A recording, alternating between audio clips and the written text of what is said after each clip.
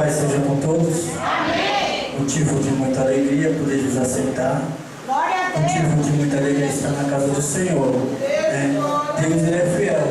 Deus me presenteou estar aqui glorificando e honrando o nome do Senhor e trazer uma palavra para os irmãos. Congrega ali na igreja pentecostal Unidos por Cristo, fica ali no Jardim São Marcos, sob a autoridade do pastor Gilmar Miranda. E o meu pastor deixa a paz para a igreja. Louvado seja o nome do Senhor Jesus Cristo. Sem demora, abra nossas Bíblias no livro de Segundas Reis, Segundos de Reis, capítulo 5, e logo depois no Evangelho de João, capítulo 4, versículo 19. Vamos ler para ganhar tempo. Elamã, chefe do exército do rei da Síria, era um grande homem diante do Senhor, de muito respeito, porque ele, o Senhor, era livramento, auxílio, e era este varão, homem valoroso, porém leproso. Livro Evangelho de João,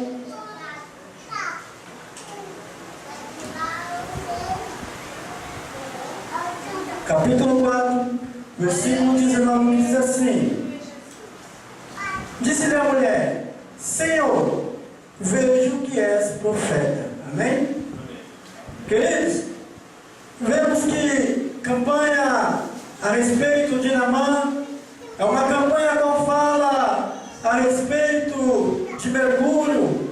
Já passou pregadores sobre esse altar, trouxe palavras poderosas, palavras maravilhosas, palavras que mexeram com a sua vida espiritual, palavra que trouxe renovo sobre a sua vida espiritual, palavra que trouxe uma nova expectativa de vida, palavra que tirou você do sepulcro que estava lá embaixo, afundado, pensando que não tinha mais esperança. Foram palavras a qual Deus abençoou a igreja. Queridos, sabemos que muitos pregam a respeito de Naamã, muitos pregadores têm as suas teorias quando diz a respeito a Naamã, mas Deus me traz uma palavra. Deus nessa noite Ele me traz um tema a qual o Senhor me revelara. O tema dessa noite diz: quando há profeta no lugar certo, as notícias se propagam. Louvado seja o nome do Senhor. Para entender a história de Naamã, para entender por que Deus fez um milagre na vida de Naamã, nós temos que conhecer a história de Naamã. Nós temos que entrar na vida de Naamã. Quem foi realmente Naamã? Naamã, muitos falam que Naamã foi um bom general, Naamã foi um homem de guerra, mas a Bíblia relata, querido, que Naamã, ele estava ali trabalhando para o Ben-Hadad II. Era um rei a qual estava governando a Samaria, era um rei a qual estava no controle, aliás, de Damasco. Naamã era um homem a qual era herói de guerra. A Bíblia, no capítulo 1 de Segundas Reis, a Bíblia, ela começa a dizer as qualidades de Naamã. A Bíblia começa a trazer Naamã como um homem especial. Naamã era um homem exemplo, Naamã era um homem de confiança do rei, Naamã era um homem herói de guerra, um homem que trazia conquista para o povo de Damasco, e ele servia Ben-Hadad. E Naamã, ele era um homem de guerra. Porém, Naamã, ele não era israelita. Naamã, ele não era da tribo de Israel. Naamã não fazia parte do povo de Deus.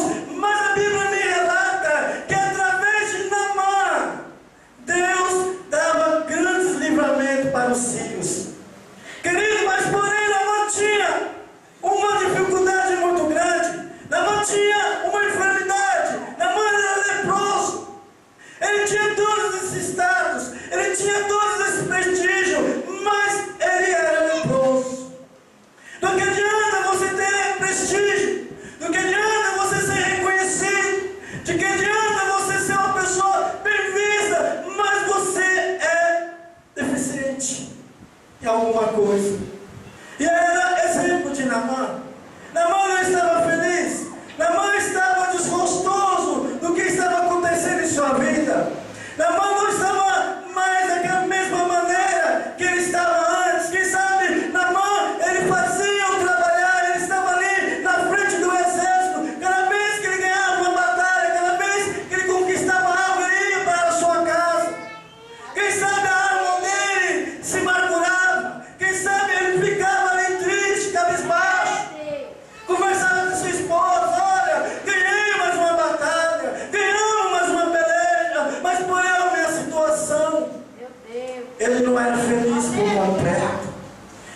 tinha um gozo por completo.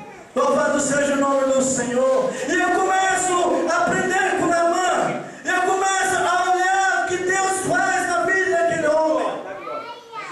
Deus, ele tem os seus meios de trabalhar. A Bíblia me relata que ele estava dialogando com a sua esposa e tinha uma menina israelita, a qual ele trouxe numa batalha, a qual ele trouxe como escrava para ajudar a sua esposa. E aquela menina estava escutando o que Naamã estava falando da sua esposa. E aquela menina começou a ouvir a conversa. Quem sabe aquela menina, Naamã estava se queixando, estava dizendo: olha, eu vou abandonar o meu posto, eu vou entregar tudo, porque eu não aguento mais, eu não aguento mais essa vida que eu levo, eu estou leproso, não estou contente. Do que adianta eu ganhar as pelejas, mas a minha maior batalha eu não consigo vencer, que é a lepra.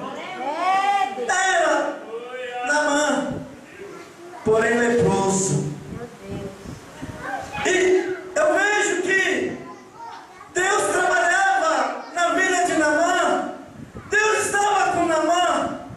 E quando Deus começa a agir na vida de Naamã, quando Deus começa a trabalhar na vida de Naamã, Deus tinha um elemento surpresa. Deus tinha uma ferramenta para estar preparado para auxiliar a vida de Naamã. Deus tinha uma ferramenta. Essa ferramenta era aquela menina israelita. Aleluia! E aquela menina se encheu de medo, quem sabe? Ela olhava: pô, eu tenho que ajudar o meu Senhor, eu preciso ajudar Ele, eu preciso, porque se Ele souber que lá em Samaria, lá de onde eu vim, onde Ele me tirou, tem um profeta que pode mudar a sua história. Tem um profeta. O lugar onde tem profeta, aonde há profeta, a notícia se espalha. Diz que quando Jesus, o pregador incansável, ele saía a pregoar o Evangelho, por onde ele passava, ele fazia os milagres, ele fazia as curas e maravilhas, e ele mesmo andava a divulgar. Olha, ele mesmo falava: não divulgue, não fala. Mas quanto mais ele pedia para não falar, mais o povo divulgava. Porque onde há profeta, tem sinal de maravilha. Glória a Deus! Nesse lugar tem profeta. Eu não sei qual é a sua maneira que se encontra dentro deste lugar. Eu não sei qual é a maneira que você se encontra nesse lugar. Quem sabe você não está com lepra na sua alma, mas quem sabe você está com um problema que você não tem solução. Você não consegue resolver isso, tem te trazido um grande mal. E nessa noite, Aleluia! o grande Glória a poder Deus! vai repreender isso e vai te dar vitória. O que levou Naamã a receber a cura, o que levou Naamã a ser beneficiado pelo profeta Eliseu. Queridos, todos pregam a respeito dos 7 mergulhos. Um primeiro mergulho, uns colocam a testificação, que é do orgulho, outros falam que é da exaltação. Mas nessa noite eu quero falar que Naamã tinha 3 doenças. Primeiro era da carne dele, era a lepra. Segundo era a doença era na alma dele. Naamã, ele era um homem orgulhoso. Também homem, quando tinha vários estados, ele se orgulhava. E quando ele vai ter com o profeta dá a ordenança para ele. Ele cita os rios da sua cidade. Ele fala a respeito do rio a qual corria em Damasco. Porventura, Amana e Farpá não são os melhores rios. Eram rios que eram conhecidos. Todo mundo que passava em Damasco tinha que ir lá conhecer esse rio. Era um rio de águas cristalinas, ao contrário do rio Jordão, um rio barrento. Esse tinha um orgulho. Ele não queria se sujar nas águas do rio Jordão. Glória a E o Deus! que levou a Naamã a ir até este profeta foi que a situação dele gerou posição para ele procurar o homem de Deus. Ele deu ouvido à menina. Aleluia! Naamã, ele não recebeu a cura dele porque ele simplesmente pulou no rio Jordão.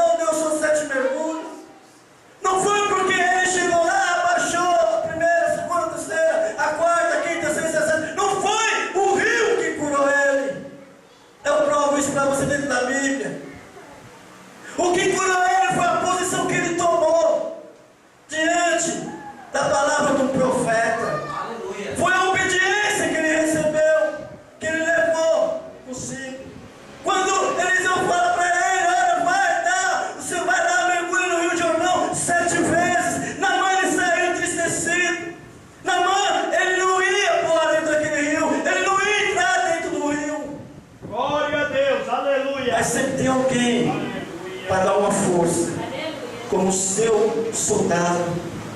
Mãe, o que vai custar para você, Naamã, entrar dentro do rio? Não vai custar nada. Vai lá, quem sabe você recebe a sua cura. E ele foi, ele entrou. A posição que nós tomamos diante de Deus.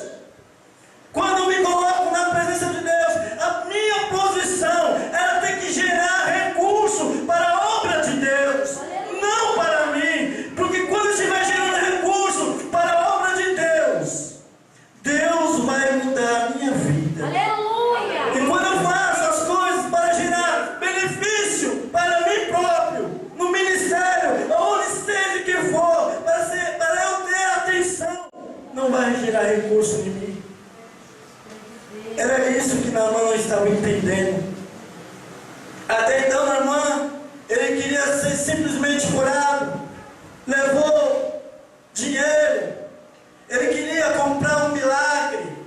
Foi procurar profeta em lugar errado. Foi procurar profeta no palácio. Quando você tem procurado a sua bênção, tem procurado o seu recurso em lugar errado. E quando chega lá, dá de cara na parede, porque está no lugar errado. Como de fato, Naamã procurou o profeta no lugar errado. Naamã, quando chegou na casa do profeta, ele pensou que ia ser recebido com toda a honra. Ele pensou que ia ser recebido com tapete vermelho. Mas o profeta Eliseu não deu nem assunto para a posição dele. Quando nós vamos à casa do Senhor, nós temos que ir com objetivo. Ser objetivo naquilo que nós queremos do nosso Senhor. Não ir para se parecer. Não ir esperando que o pastor Mário, ou o pastor presidente Saúl, ou vice, venha me receber com honrarias, porque o dono de toda honra, de toda glória, é o Senhor dos Exércitos, o nosso Poderoso. É o Yahvé, Ele que é digno de toda glória, de toda honra. E quando chegamos na presença do Senhor, Ele vai nos olhar e vai nos abençoar, porque a Bíblia fala que quando nós se colocamos na presença do Senhor, Deus, Ele vê todas as nossas necessidades. E quando Naamã, ele se retira da presença do profeta Eliseu, ele está passando por um momento da chegada dele, da onde estava ele, até o Rio Jordão.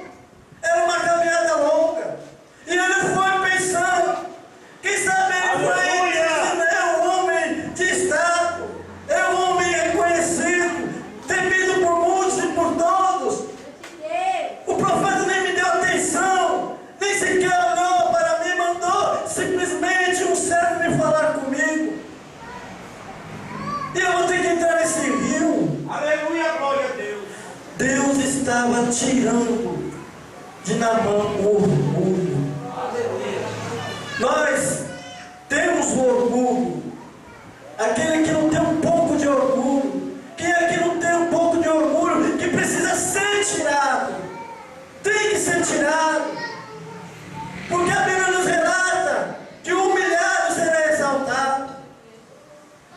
Se você quer ser exaltado na presença do Senhor, você tem que ser humilhado, tem que passar pelo processo. Aleluia! A posição que levou Naamã a receber a cura foi que ele se humilhou. Para ele era uma humilhação terrível ter que entrar dentro de um rio. Para ele foi uma humilhação porque o profeta não o recebeu. Para ele foi uma humilhação ter que caminhar, sujar suas roupas de reais, de soldado, de capitão. Mas quando ele se coloca na posição da palavra do profeta, no primeiro mergulho, no segundo mergulho, quem sabe ele estava olhando e já falando, vai ter cura, estou da mesma maneira, estou da mesma forma. Nossa vida é um processo. A nossa vida é por degrau, é por fase. A cura de uma maneira por fase, era por degrau. Não era assim no estralar de Deus. Deus poderia muito bem curar ele. O profeta poderia ter liberado uma palavra de cura ali para ele. Mas Deus queria mostrar para Naamã que era o Deus Todo-Poderoso. Glória a Deus. A doença